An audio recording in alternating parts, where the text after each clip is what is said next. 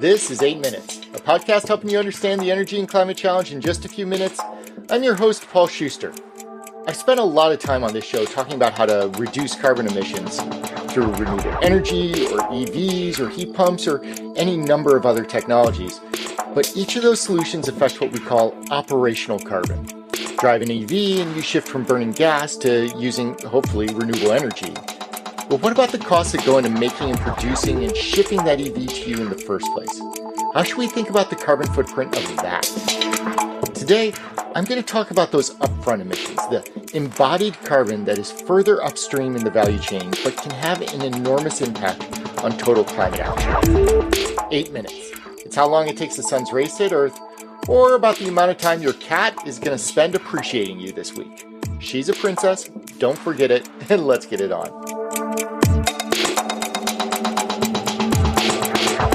We obviously spend a lot of time in climate activity measuring and accounting for carbon emissions.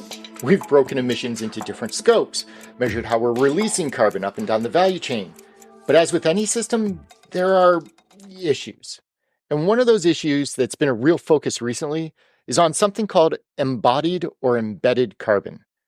See, our current processes to measure emissions focus on the operational production of the product, not the consumption. That cell phone that you're probably listening to this podcast on doesn't have a huge operational carbon footprint.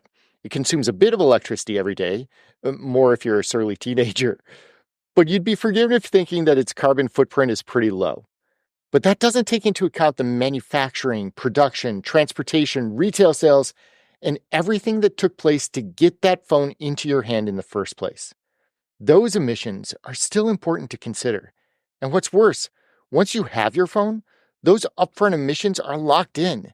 They're embedded into the overall footprint of the device. Now, those emissions are still theoretically being accounted for somewhere. The production of that phone may have been in Asia, for instance, and that manufacturing facility is still responsible for accounting for the energy use that they consume to produce the phone. And the freight company that transported it to you should be reporting the emissions costs of the transportation. But the tracking of those costs at the production point obscures the opportunity to radically affect carbon emissions through consumption decisions. For instance, what if you decided to purchase a phone that had been made more locally with less transport costs and buy a facility that uses renewable energy instead of coal? The discussion about embodied carbon shifts the focus away from operations and into the life cycle costs of a product. And that has exposed some interesting fallacies in our accounting methodologies, specifically around something called the carbon loophole. In 2007, Wang and Watson published a research paper entitled "Who Owns China's Emissions?" And in that paper, they estimate that a full 25% of the country's emissions are in crafting products that are eventually exported to other countries, primarily the United States. This is a great example of the carbon loophole, where one region outsources the manufacturing to another region, and by doing so, doesn't have to account for the related emissions in manufacturing. The demand and consumption in the US is in many ways driving the emissions in China. KGM and Associates estimate that a full quarter of all global emissions fall within this carbon loophole. And as such, policies and regulations are starting to address how do we close that loophole? The Biden administration, for instance, took a shot at it through their federal Buy Clean initiative that focused federal procurement on a more localized supply chain. Partially, this was to drive more American jobs. Let's not overlook that. But it was also meant to onshore manufacturing emissions and drive down the embedded emissions in the products that we consume. Now, for the most part, embodied emissions remain a relatively modest part of the life cycle carbon of a product. Where it has an outsized effect, though, is in the construction and infrastructure industry. Here, embodied carbon can account for the majority of a project's life cycle emissions. Think of all the concrete, steel, and materials that go into the construction of a new building, and how those decisions, once made, are really difficult to change down the line. You can't easily tear out a concrete wall later in order to replace it with a wood alternative. But those upfront decisions affect the overall emissions of that building. In fact, McKinsey estimates that a full 50% of a building's life cycle emissions are embedded and locked in during the construction process. Addressing this upfront in the design stage is critical to really having an impact on carbon reductions. But, well, neither the architect, nor the design firm, nor the construction company record the emissions of choosing concrete shipped in from Indonesia versus local wood sources. The loophole is real. The concept of embodied carbon is an important one. And it also highlights the beneficial impact of reusing existing buildings rather than tearing them down and building new ones.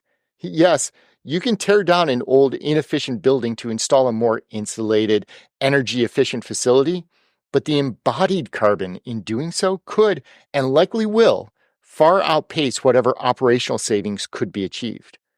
Reusing existing building stock is an important consideration in reducing overall life cycle impacts. But, well, the global building stock is likely to grow dramatically over the next 10 to 15 years. Carbon Cure anticipates the global building stock to double by 2040, which is the equivalent of adding an entire New York City every month for the next 15 years or so. And then McKinsey raises the important point that in order to meet the goals of the Paris Agreement, the globe will need an additional $9.2 trillion of investment into clean infrastructure. Of that, $7.2 trillion will be into new construction. If we're not thinking about embodied carbon while building out that infrastructure, we're probably causing just as much harm as we are good. And that's the reason why embodied carbon has become such a touch point in climate action circles recently. As the world shifts towards an action mindset in tackling global warming, it's apparent that our actions need to take into account not just the way that we operate, but how we buy and procure things as well. Shifting to localized supply chains, reducing the amount of emissions-heavy materials in buildings and infrastructure, designing for life cycle emissions, and reusing as much as we can, as the greenest product is the one that's already made. I'm Paul Schuster, and this has been your 8 Minutes.